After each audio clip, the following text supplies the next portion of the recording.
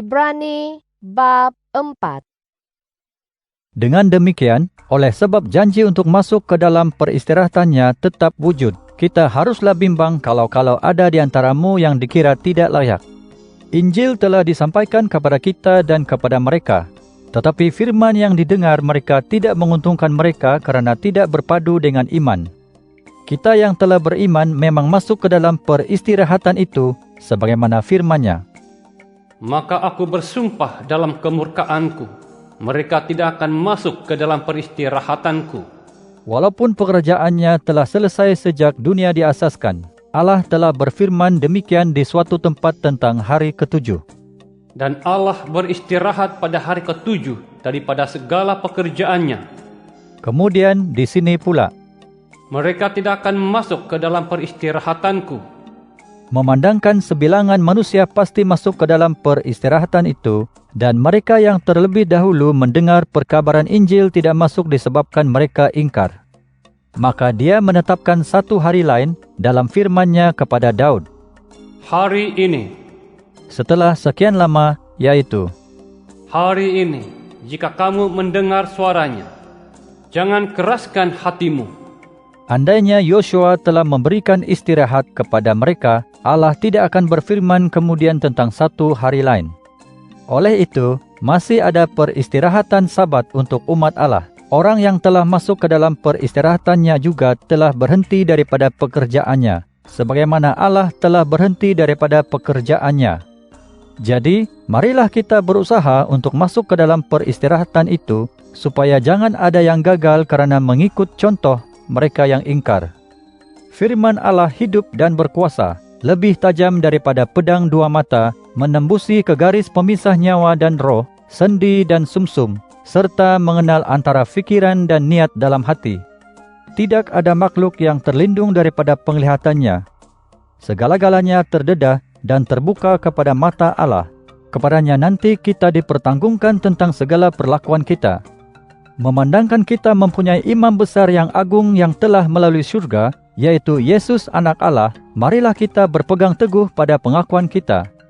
Kita tidaklah mempunyai imam besar yang tidak dapat merasakan kelemahan kita. Sebaliknya, dalam segala hal, Dia telah menghadapi godaan seperti yang kita hadapi, tetapi Dia tidak melakukan dosa. Oleh itu, marilah kita tampil dengan berani ke hadapan takhta kasih kurnia, supaya kita mendapat belas kasihan dan kasih kurnia untuk menolong kita ketika kita memerlukannya. Ibrani bab 5.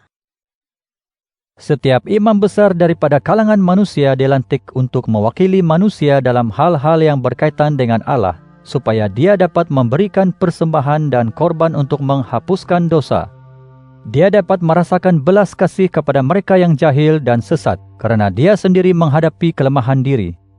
Oleh itu, dia dikehendaki membuat persembahan bukan sahaja untuk menghapuskan dosa orang lain, tetapi juga dosanya sendiri. Tiada sesiapa pun mengambil kehormatan ini untuk dirinya, kecuali yang dipanggil oleh Allah, seperti Harun. Demikian jugalah Kristus, Dia tidak memuliakan dirinya untuk menjadi imam besar, tetapi Allah telah berfirman kepadanya, Engkau anakku, pada hari ini aku menjadi bapamu. Allah berfirman juga di suatu tempat lagi, Engkau menjadi imam untuk selama-lamanya, menurut peraturan Melkisedek.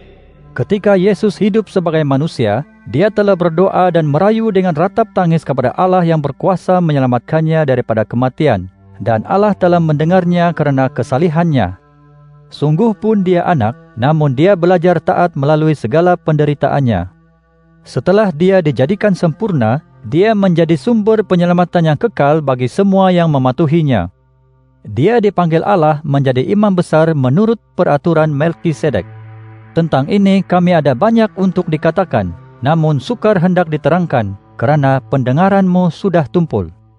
Sepatutnya sekarang ini kamu sudah boleh mengajar, tetapi kamu masih perlu diajar lagi tentang asas-asas pertama firman Allah. Seolah-olah kamu masih perlu minum susu sahaja, belum boleh menerima makanan pepejal. Orang yang hanya boleh minum susu itu tidak mahir dalam ajaran tentang perbenaran, kerana dia masih bayi. Makanan pepejal adalah untuk orang yang sudah dewasa, yaitu mereka yang telah membiasakan akal mereka membezakan baik dengan buruk. Ibrani bab 6. Dengan demikian, marilah kita tinggalkan perbincangan asas ajaran tentang Kristus dan terus beralih kepada kesempurnaan. Usahlah kita letakkan asas lagi, yaitu taubat daripada perbuatan yang sia-sia dan beriman kepada Allah. Ajaran tentang pembaptisan, penumpangan tangan, kebangkitan daripada kematian, dan hukuman yang kekal. Kita akan melakukannya jika Allah mengizinkan. Bagi orang yang pernah mengenal kebenaran, telah mengecap pemberian dari syurga, telah mendapat bahagian dalam Roh Kudus, telah merasakan kebaikan firman Allah dan kuasa zaman akan datang. Jika mereka berpaling, mustahil untuk membawa mereka bertaubat semula, kerana mereka telah menyalib anak Allah sekali lagi bagi diri mereka serta memalukannya di mata orang ramai. Tanah yang menghirup air hujan yang sering menimpanya, lalu mengeluarkan tanam-tanaman yang berguna bagi orang, adalah diberkati Allah. Sebaliknya, jika tanah itu mengeluarkan duri dan lalang, maka ia disingkirkan serta hampir dilaknat dan akhirnya dibakar. Namun demikian, saudara-saudara yang dikasihi, sungguh pun kami berkata demikian, kami yakin bahawa perkara yang lebih baik akan berlaku kepadamu, ya, perkara yang mengiringi penyelamatan. Allah sentiasa adil dan tidak akan melupakan kerja serta usaha kasih yang telah kamu tunjukkan untuk namanya, yaitu kamu telah dan sedang melayan orang yang saleh. Kami mahu setiap orang daripada kamu menunjukkan kesungguhan usaha yang sama untuk memberi sepenuh keyakinan terhadap harapanmu hingga ke akhir. Janganlah kamu menjadi lembab, teladani mereka yang mewarisi janji itu melalui iman dan kesabaran.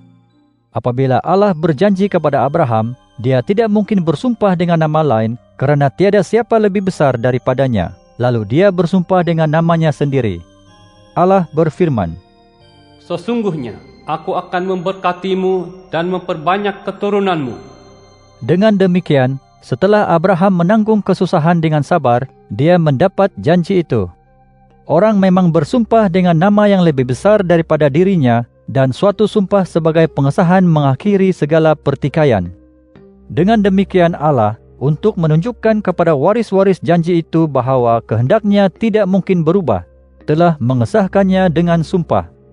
Dengan adanya dua perkara yang tidak mungkin berubah, sedangkan Allah tidak mungkin berdusta, maka hati kita tetap, kita telah lari mencari tempat berlindung untuk berpegang kepada harapan yang dihulurkan kepada kita.